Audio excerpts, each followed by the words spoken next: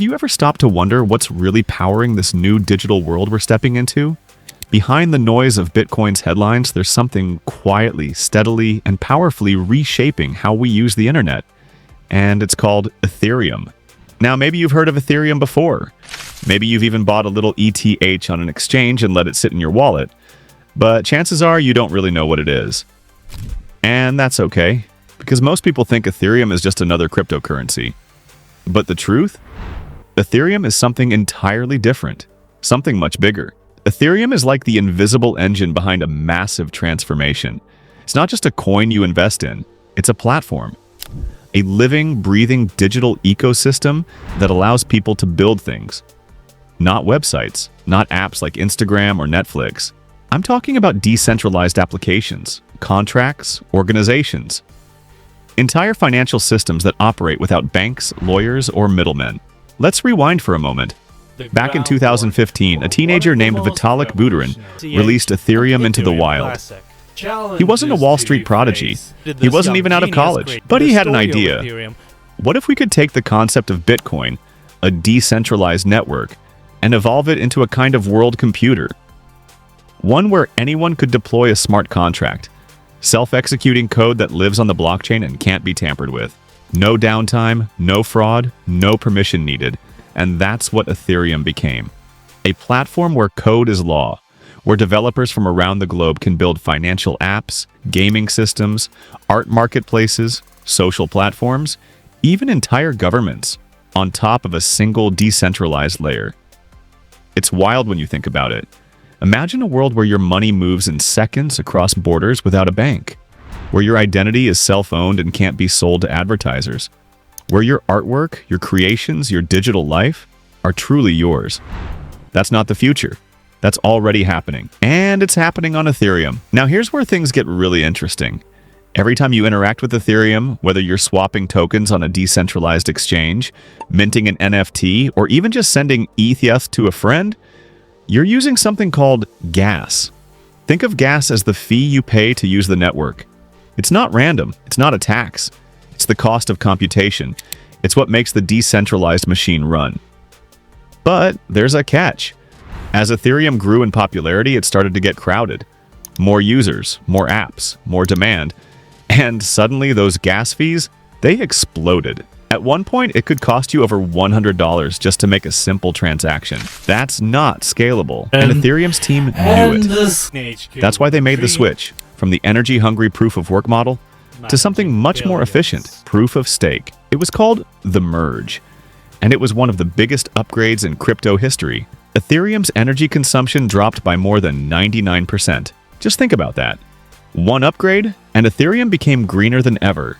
But that wasn't the end of the story. Ethereum still needed to become faster, cheaper, more accessible. That's where something called Layer 2 comes in. You've probably heard names like Arbitrum, Optimism, and ZK Sync. These are scaling solutions that run on top of Ethereum. They process transactions off-chain and settle the results on Ethereum, dramatically reducing costs and increasing speed without sacrificing security. So Ethereum is getting faster, cleaner, and smarter. But what are people actually doing with it? Well, this is where the rabbit hole gets deep. On Ethereum, you can lend money to strangers using protocols like Aave and earn interest in real time. You can trade assets on Uniswap without ever touching a centralized exchange. You can buy and sell digital art as NFTs. No galleries or agents needed. You can even join DIOs, decentralized autonomous organizations, that operate without CEOs or managers. These DIOs vote on budgets, roadmaps, even salaries, all through Ethereum-based smart contracts. In other words, Ethereum isn't just changing how we use the internet, it's changing who controls it.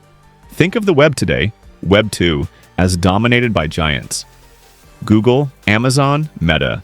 They own the platforms. They own the data. They own you. But Ethereum is part of a new wave, Web 3, a decentralized web where users are owners. Where you hold the keys, not a password that can be hacked, but a cryptographic wallet that only you control. This vision has already inspired thousands of developers, creators, and communities. It's why companies like Nike, Adidas, and even Starbucks are experimenting with Ethereum-based solutions. It's why artists are bypassing record labels and releasing music as NFTs. It's why finance nerds are replacing banks with code. But what about the risks? Ethereum, like any emerging technology, has plenty of challenges. Bugs in smart contracts have caused major losses. Regulations are still unclear. Scams and rug pulls are real. And let's be honest, there's a steep learning curve. Ethereum isn't user-friendly yet. Still, for all its flaws, Ethereum has proven something powerful. That trust can be rebuilt, not by institutions, but by transparent, open-source code. That people can govern themselves. That value can be exchanged without permission. And here's where it gets really fascinating. Ethereum isn't just surviving, it's evolving. Upcoming upgrades like dank sharding and proto-dank sharding aim to massively increase the network's capacity. Developers are building new cryptographic tools like zero-knowledge proofs, which could make Ethereum more private, more secure, and even more scalable. At the same time, ETH, the token that powers all of this, is becoming more scarce. Thanks to a mechanism introduced in 2021 called EIP 1559, a portion of every transaction fee is burned, permanently removed from circulation. Combine that with staking rewards and decreasing emissions, and you get something incredible. A digital asset that could become deflationary. That's right, ETH isn't just money, it's programmable, productive, and possibly shrinking in supply. So where does this leave us? We're not talking about a short-term trade. We're not even talking about a typical tech investment. We're talking about the foundations of a new internet. One where code is transparent, where platforms are open, where value flows freely. Ethereum is not perfect, it's still young, but it's alive. And it's building momentum every day. So the next time you hear someone dismiss Ethereum as just another altcoin, remember what's really happening here. Behind the price charts, beyond the hype, Ethereum is quietly, confidently rewriting the rules of the digital world. And if you're still watching this, maybe you feel it too. Because this isn't just a new form of money, it's a new form of freedom. And the story, it's just beginning. But as we look ahead, a bigger question starts to emerge. What kind of world are we building with Ethereum? It's not just about technology anymore, it's about values. About who gets to build, who gets to benefit, and what we want our digital future to look like. Ethereum offers an open system, no central authority, no gatekeeper. But openness is a double-edged sword. It empowers creators and innovators, but it also gives room for bad actors. So how do we balance freedom with responsibility? That's the next frontier. Ethereum doesn't have a CEO or a board of directors. It's shaped by its community, by developers, stakers, and users like you and me. And in that sense, Ethereum is more than a protocol. It's a living organism, a kind of digital democracy that evolves through consensus. Every upgrade, every debate, every line of code written for Ethereum is a vote on the future. Should the network become more private, more scalable? Should we prioritize financial freedom or regulatory compliance?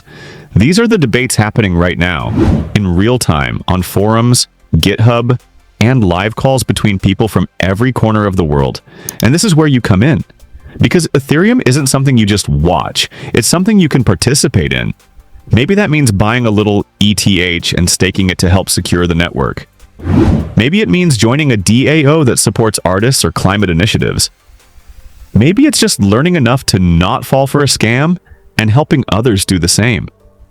Because every time you engage with Ethereum, even in a small way, you're helping shape its direction. And here's the thing that gets overlooked. Ethereum isn't competing with other cryptocurrencies. It's not just trying to be better than Bitcoin.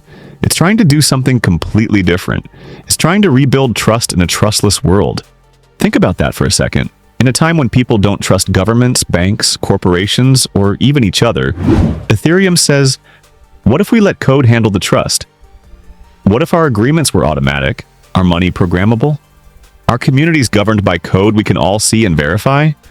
That's a radical idea. It's risky. It's ambitious. But it's also beautiful.